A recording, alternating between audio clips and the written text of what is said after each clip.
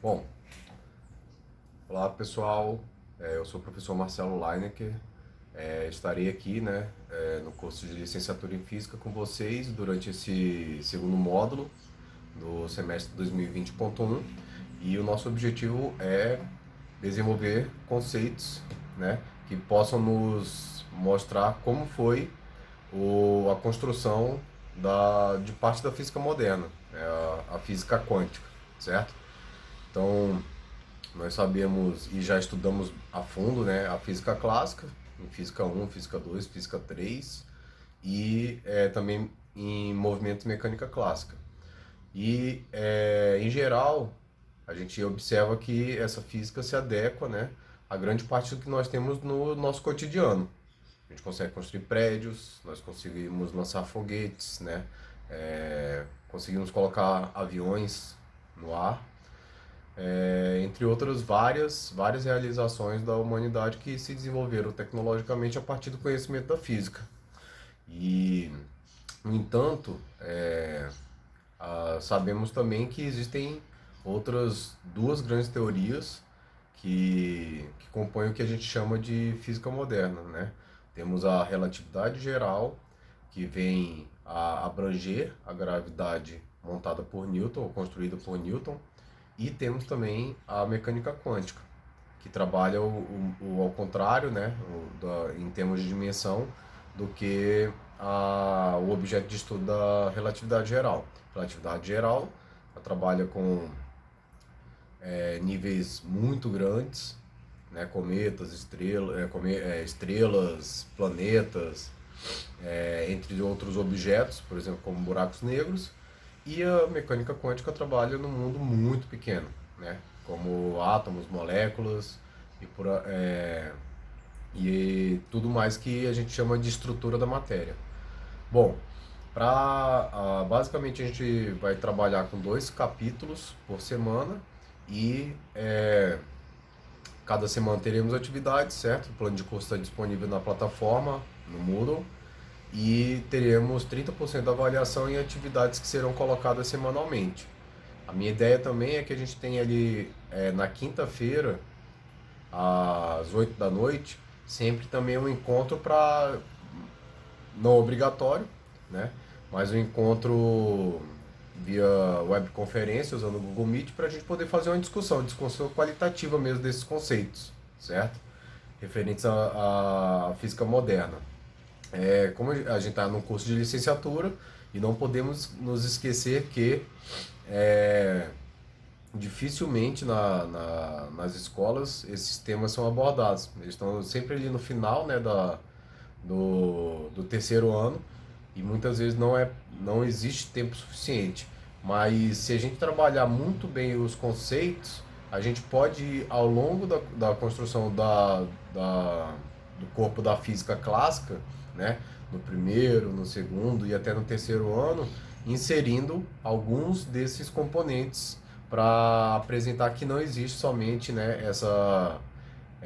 esse modelo teórico que descreve as coisas que estão a baixas velocidades, não são nem muito grandes e nem muito pequenas, que é o que a gente chama de física clássica, certo? Bom, é, hoje nós vamos trabalhar o capítulo um e o capítulo 2. O capítulo um está associado à construção do nosso modelo atômico. Se a gente vai falar do micro, né, a gente vai ter que construir um modelo atômico adequado e a gente vai perceber que essa construção, né, ela veio inclusive depois da própria física quântica. Então, a gente sabe que a virada ali no final do século XIX, a comunidade científica, principalmente Lord Kelvin, né, resumiu isso em uma frase bastante conhecida, indicando que a física era uma ciência já completa, né? Restava, portanto, apenas que realizassem os cálculos para poder entender os sistemas que a gente tem no mundo. Então, é como se toda a física tivesse sido finalizada. O que a gente tinha até então? A mecânica, certo? A mecânica newtoniana e o eletromagnetismo. Claro, e a física estatística, certo? Que explicava basicamente como se dava o comportamento dos gases, e algumas outras características dos materiais, da estrutura da matéria, como calor específico, condutividade térmica. Então esse era o entendimento da comunidade científica, certo? É evidente que para que isso de fato funcionar, tivesse na mente de toda essa comunidade científica, algumas proposições foram para explicar aquilo que basicamente não estava muito claro, não funcionava muito bem, tiveram que ser realizadas, certo? Então, para explicar a inconsistência do eletromagnetismo a, com a relatividade galileana, foi inserido o conceito de éter, e por aí vai. Só que nem sempre é possível fazer esses reparos conceituais. E o exemplo disso surgiu ali nos idos de 1900, quando a gente começou a se deparar, ou na verdade a comunidade científica começou a se deparar com alguns problemas que não eram simples, não eram resolvíveis, ou não tinham uma resolução tão quanto definir um outro conceito, certo? Um desses problemas é o problema denominado radiação de corpo negro. Então o que acontece? Quando você tem grandes fornos, por exemplo, esses de fundição, né, de metais, a temperatura ali é muito alta. O custo energético para elevar essa temperatura e para manter também é muito alto.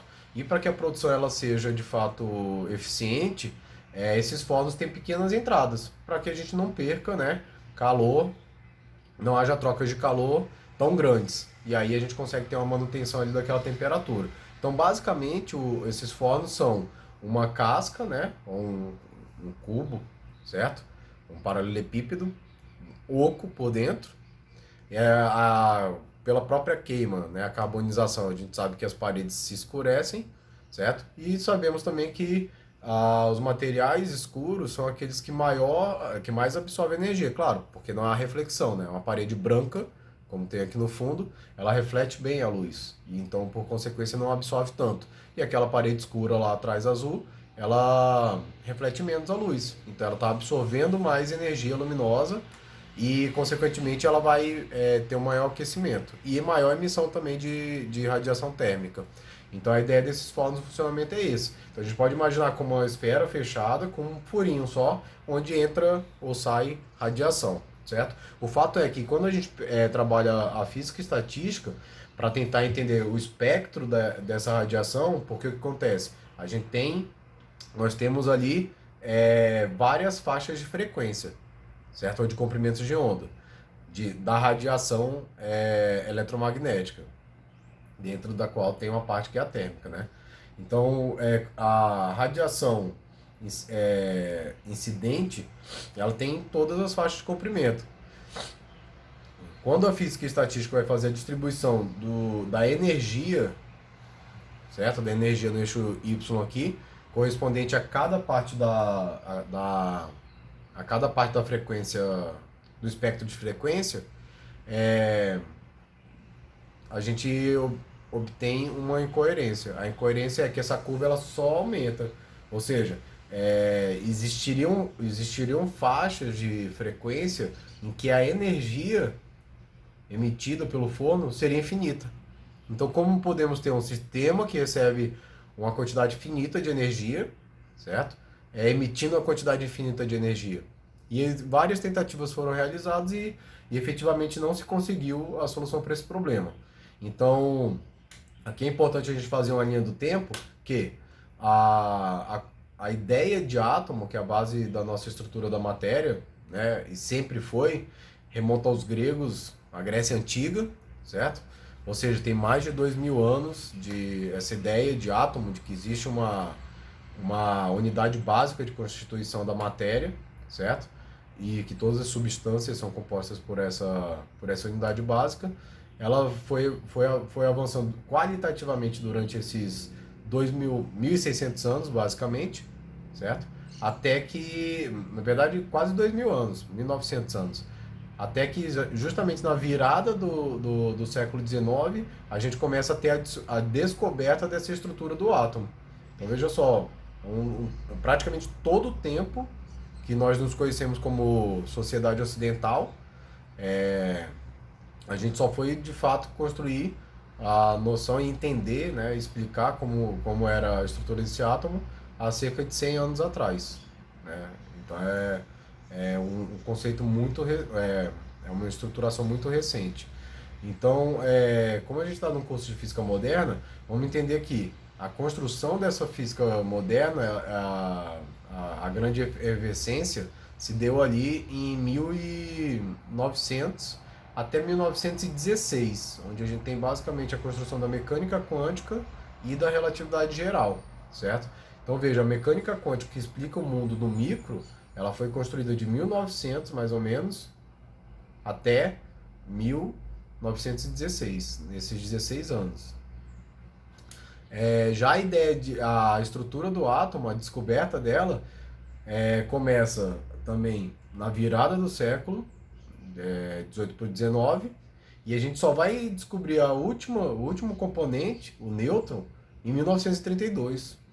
Então a gente conseguiu construir um modelo teórico que explica como se dá o funcionamento do átomo, mas de fato as estruturas básicas que compõem os elementos que compõem o átomo a gente só foi descobrir cerca de 15 anos depois. Então a gente sabe hoje, né, nós sabemos hoje que o átomo ele é composto de um núcleo com carga positiva, onde nós temos essas partículas positivas, os nêutrons, os prótons, e nêutrons ali também, que são partículas sem carga. E a ideia de que ele seja povoado ali em torno, ter um povoamento em torno dele de elétrons, certo? E basicamente o que a gente chama de química é o comportamento desses átomos conforme a gente tem mais ou menos elétrons. Então é a estrutura eletrônica que determina como vai ser o comportamento químico de uma substância, certo? Bom, mas vamos passar a construção histórica desse modelo, tá? Não vamos entrar na forma como os gregos antigos viam, mas a gente sabe que pelo menos três momentos existiram. Na verdade, vamos separar em dois grandes momentos, que é a concepção de Thomson e a concepção de Rutherford, que basicamente é a que a gente costuma ter como imagem, que é um sistema planetário. Ele tem um núcleo e elétrons girando em torno desse núcleo, certo? E veremos quais são os problemas e chegaremos na concepção moderna. Ao longo desse curso a gente vai trabalhar o átomo de hidrogênio e também átomos com muitos elétrons, certo? Já dentro do ponto de vista da física quântica. Então aí no nosso ambiente virtual, aqui em cima, vocês vão ver que eu coloquei uma imagem, né? E essa imagem representa a desintegração de partículas. Então você tem aceleradores de partículas, coloca partículas para colidir e nessa colisão altamente energética, se esse componente não é fundamental, ele se quebra em outras partículas que podem ter carga e como estão sujeitas a um campo magnético, geram ali aqueles movimentos espiralados, certo? Até que ela deixe de existir porque tem um tempo de vida. Aqui a gente tem duas equações, né? Na verdade, uma equação e uma inequação. A equação, ela é a equação de Schrödinger.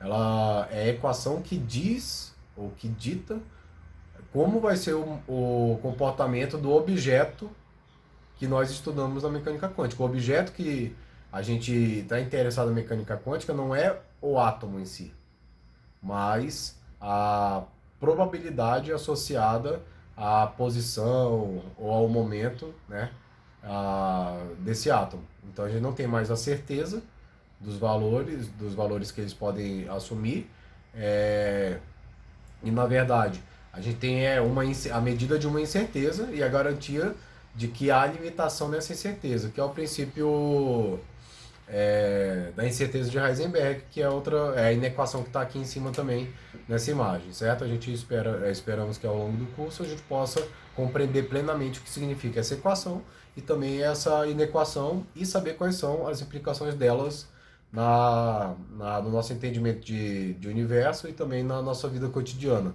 através da tecnologia. Bom, então se vocês observarem, agora aqui na construção que nós temos, a ideia inicial do átomo, na verdade, ela surgiu através da análise de um feixe de partículas emitidos quando você tem um cátodo e um ânodo, certo? Então você tem uma diferença de potencial, aplica essa diferença de potencial entre duas placas e existe a geração de um feixe, ou seja, partículas saindo de uma placa para outra, certo? O comportamento dessas partículas pode ser entendido quando você, através desse caminho que esse feixe descreve, você aplica um campo elétrico em placas paralelas. Esse campo elétrico, se esse feixe é composto de partículas carregadas, ele vai gerar um movimento. Se o campo elétrico for para baixo, por exemplo, e a partícula tiver carga negativa, ela vai defletir para cima. Porque a gente sabe que a força eletrostática é menos Q vezes E, vezes o campo. Se o campo é para baixo, perdão, Q vezes E. Se a carga é negativa, vai ser o sentido contrário do campo, a aceleração da partícula, certo? E podemos também associar um campo magnético, e aí esse campo magnético vai ter uma função muito importante para que a gente possa descobrir não só a carga dessas partículas, mas também a massa delas, certo? Então, o que nós temos aqui é essa voltagem, o cátodo, o ânodo, e aqui a gente tem um orifício pelo qual a gente vai ter a colimação desse feixe, para que ele não seja muito aberto, certo? Senão a gente vai ver um borrão na tela e não vai conseguir associar qual foi a deflexão referente à aplicação do campo elétrico. Então, quando ele passa pela região entre as placas, como nós temos aqui um campo elétrico, certo? Aqui não está na imagem, mas nós temos aqui um campo elétrico, certo? A gente vai observar uma deflexão do feixe. Se de fato o que acontece é que essas partículas são negativas porque a deflexão é contrária ao campo. Essa é a observação, certo? Então, a partir dessa observação, a gente verifica que existe aí uma deflexão ao projetar o feixe na tela, que está associada ao campo aplicado aqui, a intensidade do campo aplicado entre as placas, certo? Vamos colocar aqui nossas variáveis, então, de interesse. Em Y, na placa a gente pode marcar a distância entre o ponto quando você não tem aplicação de campo, ou seja, não há deflexão, e quando você aplica um campo E, certo? Essa distância aqui ela está associada a uma variação angular, então. E esse ângulo, se a gente tiver pequenos valores, esse ângulo ele também esse ângulo pode ser descrito como associar nós podemos associar y, certo, ao cateto oposto sobre o cateto adjacente. Por quê? Porque a tangente de θ, certo, seria cateto oposto sobre cateto adjacente. E por que o θ pode ser representado dessa forma? Porque para pequenos ângulos, até em torno de 10 graus, e é o caso aqui da deflexão, ou seja, o campo elétrico tem que ser pequeno o suficiente para que a deflexão seja pequena, nós temos o seno de θ e a tangente de θ aproximadamente igual ao próprio ângulo. Você pode colocar na calculadora lá em radianos, vai perceber que seno de 0,000101 ou seno de 0,1 vai em radianos, né, na calculadora vai dar praticamente o mesmo valor, certo? Ou seja, o valor do argumento. Por outro lado, como a partícula tem uma velocidade que não está nem na horizontal nem na vertical, ela tem componentes. Vertical e a componente horizontal, que é constante porque não tem nenhum campo que altere esse movimento nessa direção da projeção na tela. Então a gente tem também que a tangente de θ, ou seja, o próprio ângulo θ, é a componente y da velocidade sobre a componente x, que é a velocidade inicial da partícula, certo? Bom, a gente sabe aqui que para a força elétrica ela é a carga vezes o campo, certo? Vamos trabalhar aqui só em módulo, a gente já entendeu que a carga, o campo está para baixo, está associado para baixo, e o movimento da partícula vai ser então nessa mesma direção, certo?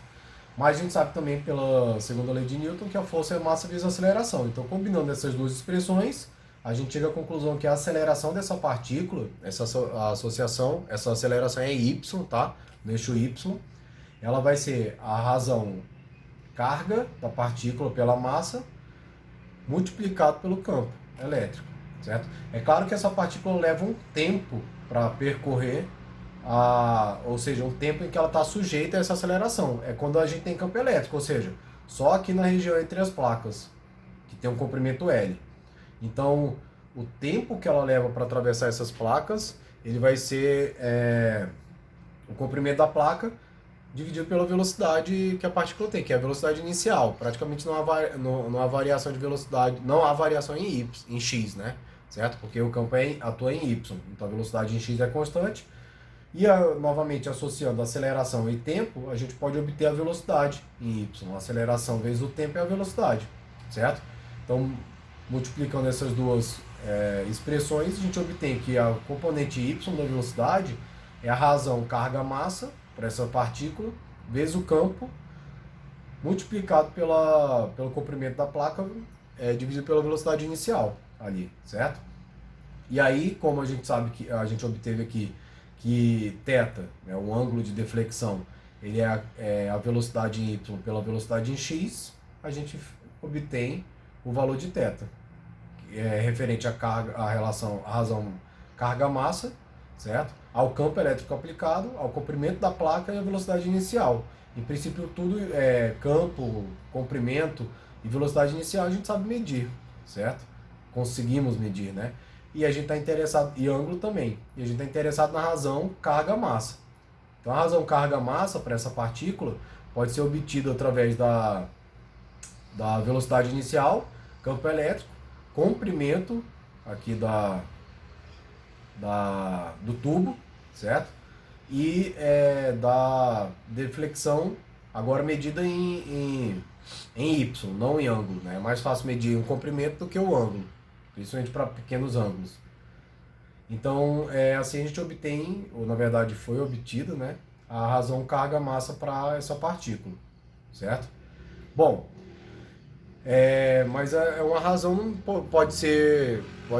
pode a massa ser muito grande e a carga muito grande, ou ambas serem muito pequenas e dar o mesmo número, certo? Então ela não dá muita informação. No máximo vai dar informação, como a massa é positiva, a gente vai descobrir que a carga é negativa, certo? Para essa deflexão. Mas a gente está interessado mesmo em saber o valor dessa carga e também a massa da partícula. Usando aqui o conceito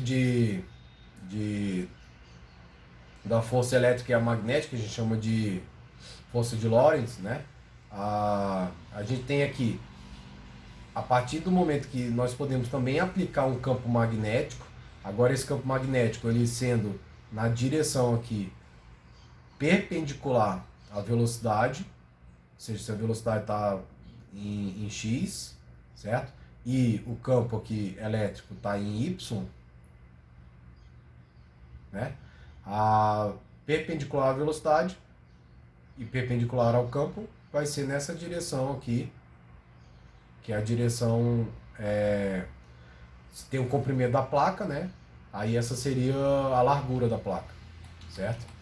Então a gente vai ter esse campo perpendicular. Por quê? Quando a gente tem então a partícula descrevendo com velocidade nessa direção x e o campo na direção aqui perpendicular a x e perpendicular a y, o efeito vai ser gerar uma mudança da velocidade da partícula perpendicular, ou a aceleração, né? Uma força perpendicular a essas duas quantidades. A gente sabe ali então que, pela regra da mão direita, né? A gente vai ter o produto vetorial do campo pela velocidade, campo-velocidade vai dar a aceleração, ou seja, a força magnética a qual a partícula vai estar sujeita. Então, se a gente monta esse campo dessa forma como foi colocado, a gente vai ter aqui uma deflexão na mesma direção do que a deflexão devido ao campo elétrico. E a gente pode então trabalhar para tentar compensar essas duas coisas, ou seja, a partir do momento que eu tenho um campo aplicado e eu consigo, para uma dada velocidade, ajustar o campo magnético, eu posso fazer isso de tal forma que essas deflexões elas se cancelem, ou seja, a força se cancela. Então a partícula volta a bater no ponto 1 aqui, certo? O efeito a força magnética se contrabalanceou com a força elétrica e a gente não tem mais deflexão. Então não tem força, isso aqui é igual a zero. Consequentemente, a gente obtém o campo elétrico é igual a velocidade, certo? Vezes o campo magnético. Ou seja, E igual a V0B. E a gente obtém a velocidade inicial em termos do campo elétrico e do campo magnético, certo? Se a gente consegue, então, agora essa relação velocidade para a velocidade inicial, a gente chega à conclusão que a razão carga massa do elétron é em torno de 1,75 vezes 10 elevado a 11 coulomb por quilo. Mas como eu falei, isso pode ser a razão de dois números muito grandes ou de dois números muito pequenos, então não dá muita conclusão para a gente, certo? Bom, em outro experimento realizado por Millikan, ele teve a seguinte ideia: se nós temos partículas carregadas, né, de óleo carregadas por eletrização em queda, a gente pode trabalhar um campo elétrico entre placas de tal maneira que nós tenhamos aí a força elétrica se balanceando com a força gravitacional. E aí a gente obteria, através dessa igualdade, que a carga da partícula vezes o campo é igual à massa da gota, né, vezes a gravidade.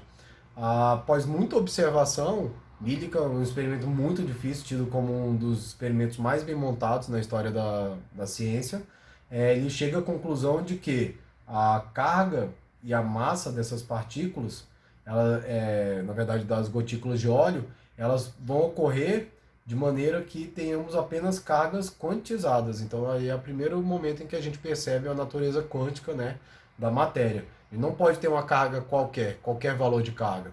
Nós temos cargas quantizadas, ou seja, cada gotícula de óleo teria ou uma vez a carga, ou duas vezes a carga, ou três vezes a carga, ou quatro vezes a carga. E quem é essa carga? 1,6 praticamente, vezes 10 a menos 19 coulomb, que é o que a gente conhece hoje como carga do elétron, certo? Hoje o número mais preciso é 1,6022 vezes 10 a menos 19. Então, se ele conseguiu então obter essa carga, basta calcular a massa através da expressão obtida na equação anterior, no experimento anterior. E a massa do elétron é em torno de 9 vezes 10 a menos 31, muito pequena, né? Certo? Bom, então a gente tem agora bem mapeado o que é o elétron, né? E em termos da sua carga e da sua massa.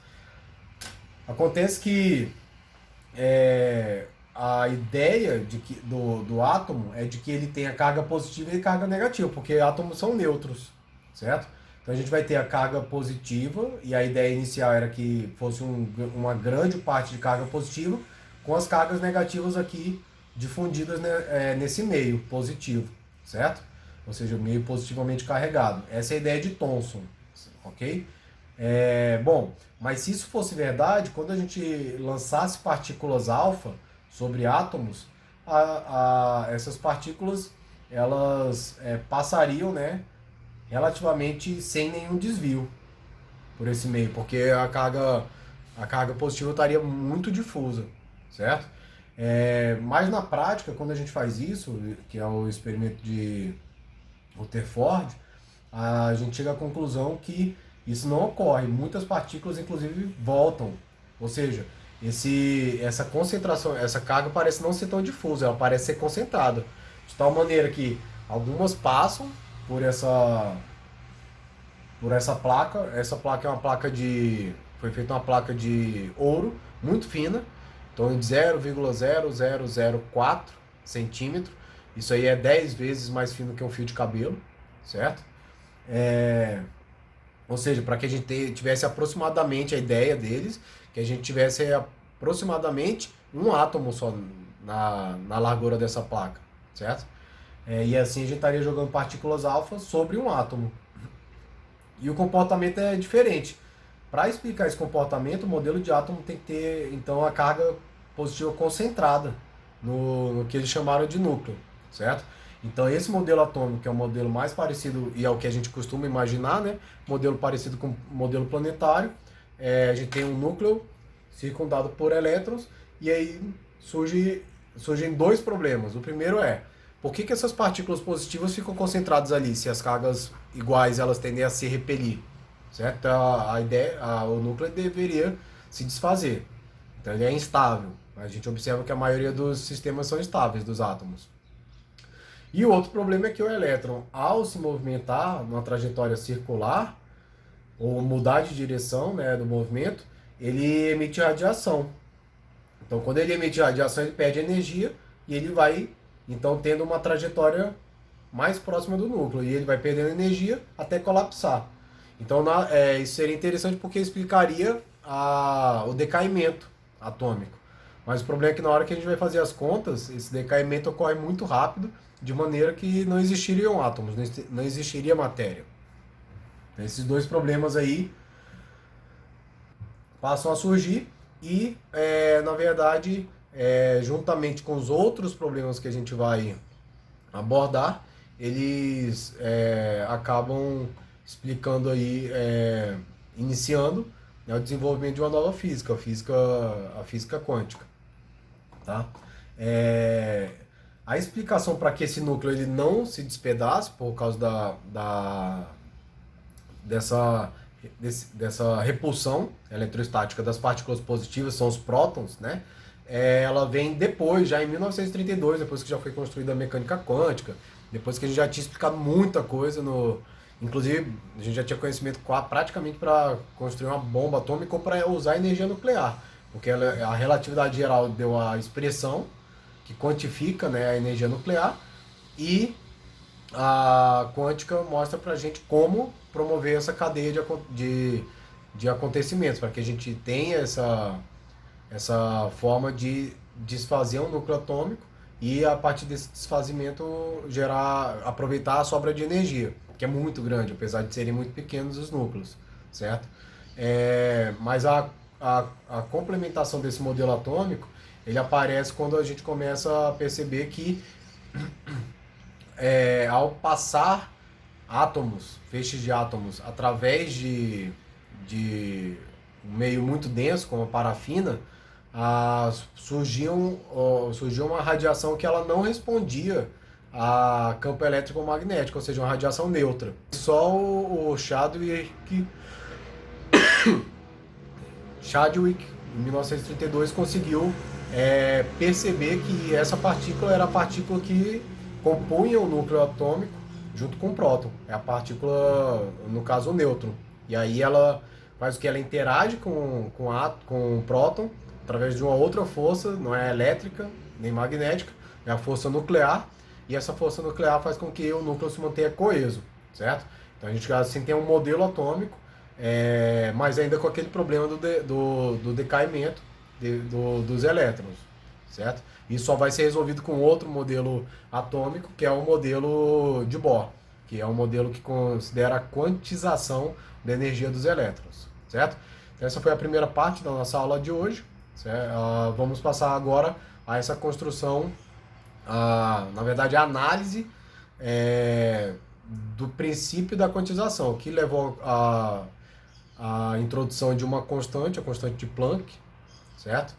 E essa é a constante que vai ser basicamente o que vai calibrar todos os fenômenos quânticos. Assim como o que calibra a gravidade é a constante gravitacional de Newton.